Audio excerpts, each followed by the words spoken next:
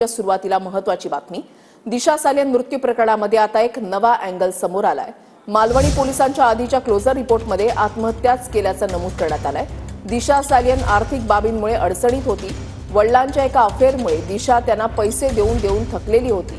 दिशाने वडिलांच्या विवाहबाह्य संबंधांबद्दल मित्रांना सुद्धा सांगितलेलं होतं। या गोष्टींमुळेच तणावातून दिशानं आत्महत्या केल्याचा मालवणी पोलिसांचा निष्कर्ष आहे। मालवणी पोलिसांच्या आधीच्या क्लोजर रिपोर्टमध्ये हे नमूद करण्यात आलंय। दिशा सालियन मृत्यू प्रकरणात नवा अँगल, सूत्रांची माहिती।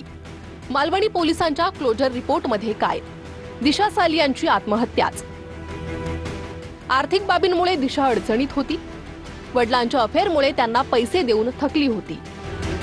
वडिलांच्या विवाहबाह्य संबंधांबद्दल आणि त्यांना द्याव्या लागणाऱ्या पैशांबद्दल दिशानं मित्रांना सांगितलं होतं। दिशाचा प्रियकर रोहन राय, मित्रमैत्रिणी आणि आई वडिलांचा जबाब मालवणी पोलिसांनी नोंदवला होता। प्रोजेक्टमध्ये झालेलं नुकसान आणि वडिलांच्या अफेअरमुळे दिशा तणावात होती। मुंबई पोलिसांकडून 4 जून 2021 मध्ये या प्रकरणात क्लोजर रिपोर्ट। डिसेंबर 2023 मध्ये पुन्हा एसआयटी तयार, अहवाल अद्याप प्रलंबित। 8 जून 2020 ला मित्राच्या वाढदिवसाची पार्टी दिशाच्या फ्लॅटवर झाली। पार्टी सुरू असताना दिशाला लंडन मधल्या एका मित्राचा कॉल आला। कॉल आल्यानंतर दिशा बेडरूम मध्ये गेली। काही वेळाने सगळेजण तिच्याशी बोलायला बेडरूम मध्ये गेले, पण दिशा टेन्शन मध्ये होती। दिशाला काही वेळ एकटं सोडून सगळेजण बाहेर हॉलमध्ये आले। काही वेळानं दिशानं बेडरूमचा दरवाजा बंद करून स्वतःला आतमध्ये बंद करून घेतलं। बराच वेळ झाला तरीही दरवाजा उघडला जात नसल्यानं सर्वांनी मिळून दरवाजा उघडला।